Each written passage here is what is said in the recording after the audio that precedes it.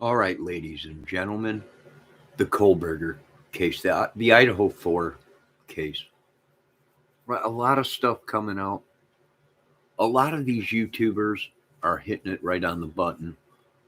Uh, was there two cars, right? A mistaken identity. One car came up in a collision, abandoned.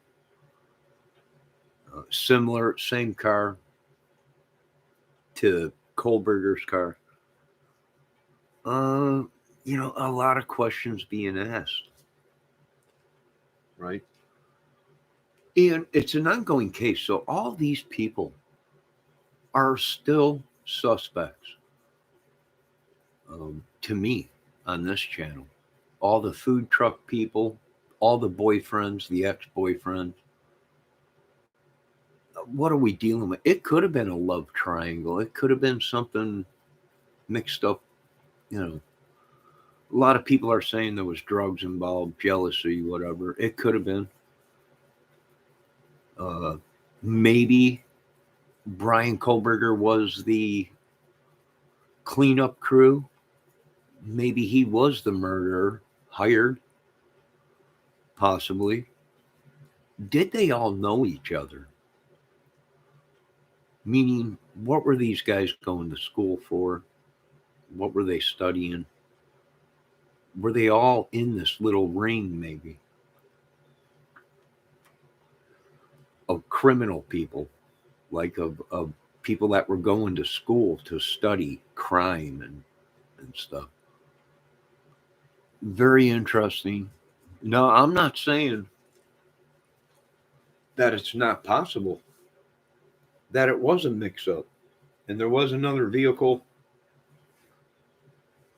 and it's very possible that vehicle was registered to somebody uh, at that property. That that is possible.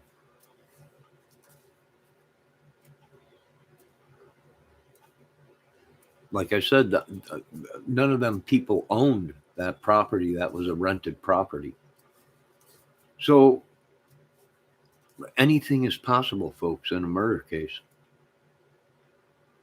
There is a good chance that some of these people on YouTube got it right, that it was the owners that had a problem, and the people went to that house, thought the owners were there and killed. That's possible. Highly probable. I don't know, but it is possible. Now, I am seeing a lot of videos that you cannot find no more. We're seeing that in the Delphi case, Summerwell's case, where I think some of these people got it right the first time or were close to what was going on.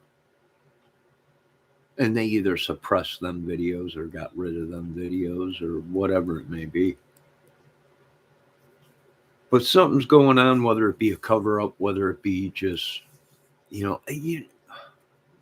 what about the videos when this case first came out? What about the videos of Jack DeCour's family being in politics and contributing a lot of money to the college? They weren't home. Supposedly they were on some safari or something. They're all suspects, folks. I hate to say, even the food truck people, and possibly the women there. These ladies could have been popular. There could have been a lot of guys that wanted them. Women could have of the three girls, right? That ended up dead. And we're not taking anything off of the table. I'm still stuck on how there was witnesses to this occurring, but they thought it was a party. But even after all and said was done and the party was over with, nobody called the police, right? The distance between the murders, which I do believe they might have got the murder timeline wrong.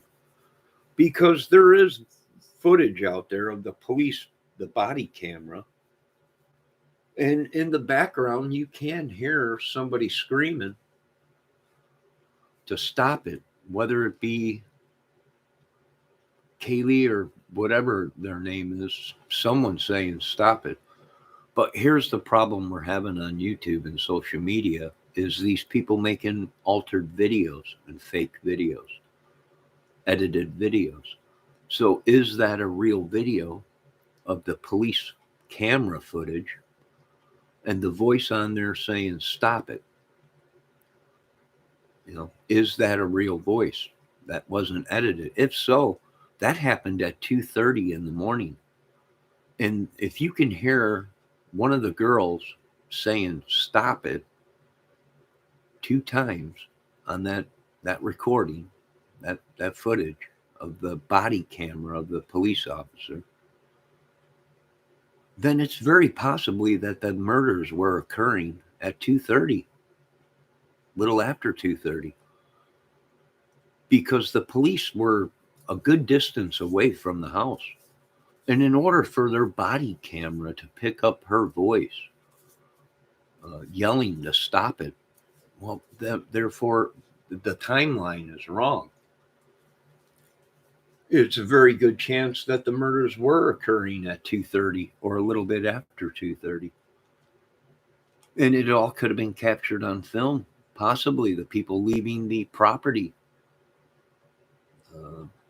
Possibly, I'm not going to say it was, but it's possible them 4 people and 5 people that walked past the police body cam footage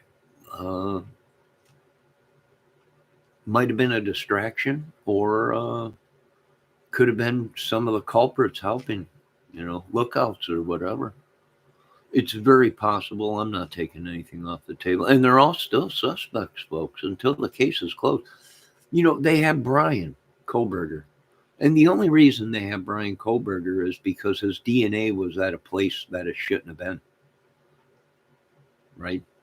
Now, there's a lot of people saying, well, he could have touched that. He could have sold the knife.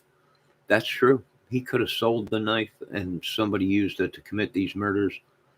And their intent was not to frame Brian Kohlberger, but it just happened the guy bought the knife from Brian Kohlberger and Brian's DNA was on there. That's possible. That's very possible. And Brian got the rap for it. That's possible. I'm not saying that's happened, what happened, but it is possible. Now, here's the other thing a lot of people are thinking. Brian Kohlberger might not have been the killer, but might have been the cleanup guy maybe, or whatever, like the wolf in the Pulp Fiction movie, right? Call the Wolf, he comes in, cleans everything up. Possible he could have been the killer, a hired killer, maybe for drugs, money, whatever. There's more to this case than what people are seeing. There was another car, same color, that popped up in Oregon, in an accident, no plates on it, that belonged to somebody that owned that property. Now, is that true? I don't know. Is it possible? Yes. Is it possible it was somebody from the house? It's possible. It could have been a commotion with one of the family members and the renter or the person that owned the property, right? It was not protecting their children good enough, right? Wasn't keeping up on the place or whatever. The security was bad or whatever. I did see a video where one of the fathers did say that they went there and changed the locks because none of the locks would work. There was problems. Outside plumbing, which a lot of people were saying, well, that's a oil pipe for fuel oil. But usually with code, you can't have a fuel oil pipe running outside your house. Usually there's a small pipe in the ground and it runs directly from the ground directly through the concrete into the oil tank, right? But I don't think it was oil. A lot of people are saying it was an oil pipe for old oil. Yeah, but codes and everything, they wouldn't allow exposure like that to a oil pipe like that on the just hanging on the outside of your house. No, it could be codes are different, but I don't think it was. They had a lot of people were saying it was heating oil that was dripping off the pipes, and it really wasn't blood or anything. I don't think that. It was probably blood. You know, there's a lot of stuff that ain't making sense. Where are the videos of the cabinets? Remember the videos that came out of the? They showed a photo of inside the house through the window, and you could see the kitchen cabinets, and there was blood dripping all over it. And people were like, "Oh my God, it was so gory." Right? Almost like out of a movie. And bango. That's it, folks. Right? And then things came out that Brian Koberger's sister was an actress in movies and stuff like that. And right? It's something right out of a movie. So it's hard to believe with that, but I'm not taking anything off the table. They're all suspects. Until the case is closed, there might be more to this case than people. We don't know what they got, right? The people don't know what they have. They're not going to show all their cards until court comes out, and they might still be looking at other people. You know, they said they cleared a lot of the people, but we've seen in other cases that the police will lie to let you folks think that they've been cleared so they can watch these people. They can track their phones. They can watch them. Get to know exactly what they do. See if they talk about anything. So nobody has really been cleared until the case is completely over with and closed. That's the main thing. They might catch Brian Koberger. Brian Koberger might be innocent. He might be guilty. But the main thing is when they close the case. This is it. It's closed. This is what happened. This is the truth. The case is closed. Now, if they don't do that after they catch Brian Koberger, if Brian Koberger is guilty, well, then that means there was more to this case than what anyone will ever know.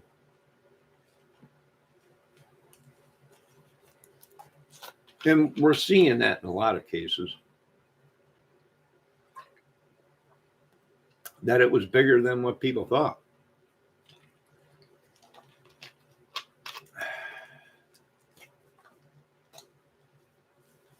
So I'm not taking anything off the table. They're all suspects, boyfriends, ex-boyfriends, food truck people, classmates, everything, until it's closed. Right? We don't know. It could have been drugs. It could have been jealousy. It could have been all kinds of stuff that people have been saying on YouTube. Right? Or it could have been just Brian Koberger was a killer. And the reason they were on to Brian Koberger, FBI, so fast, whatever it may be, is because maybe they had evidence from other cases that pointed to somebody.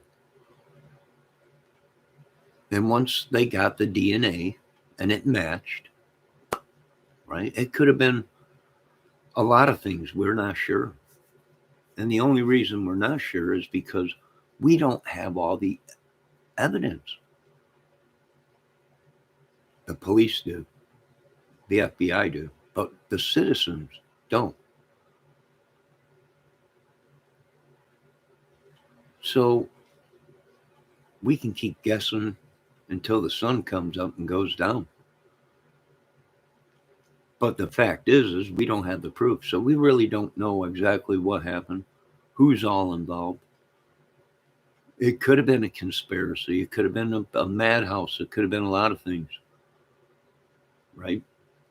And a lot of these videos that were made in the beginning of the Kohlberger, the Idaho4 case, you can't find them. Where'd they go? The dark internet, maybe? Maybe. It's interesting. So there you go, folks. They're all still suspects. It's still an open case. Yeah, sure, they got Brian Kohlberger, but is he innocent? Is he guilty? His DNA was there where it shouldn't have been. Now you got to explain it. And I just don't think Brian Kohlberger would be in the situation that he's in right now if he was completely innocent and could explain how his DNA got on that knife sheath. Whether it be he went to a store to look at it and touched it, to he gave the knife to somebody. He's got to explain how his DNA got on that knife. Like I said before in other videos, he would have had to known what store it was, what knife it was, how that DNA got there. Or he would have had to known the people that if he did own the knife and bought it, maybe he borrowed it to somebody, right? And they did the murders. Thus for, they got the sheath and his DNA was on there. So, the police investigated. But I think it would have went down if Brian was completely innocent. They had no idea what was going on. And as soon as he was picked up, he would have explained the situation. Hey, I borrowed that knife to somebody. Or, hey,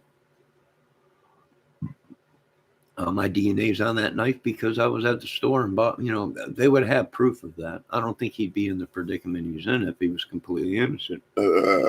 Excuse me. I don't know. A lot of explaining to do. What's going on? I don't know. It's just madness, folks. As Nancy Grace would say, the devil and his witches and demons are laughing tonight, right? I wouldn't doubt it. But there you go. Still an open case. Anything's possible. And they have a lot of explaining to do. And what's interesting is Jack DeCour's family involved in politics. Now, we don't know if that's true. If it is true, well, that would explain a lot of the videos missing and a lot of the stuff that's happening that ain't adding up. Now, well. All right, you folks have a great day. Keep an open mind with these cases. You got to have an open mind. You ain't going to solve anything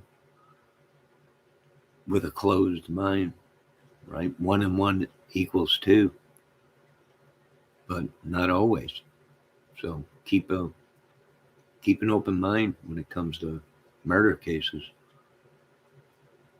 God bless everyone. Have a great day. Keep an eye on the weather and talk to you folks later.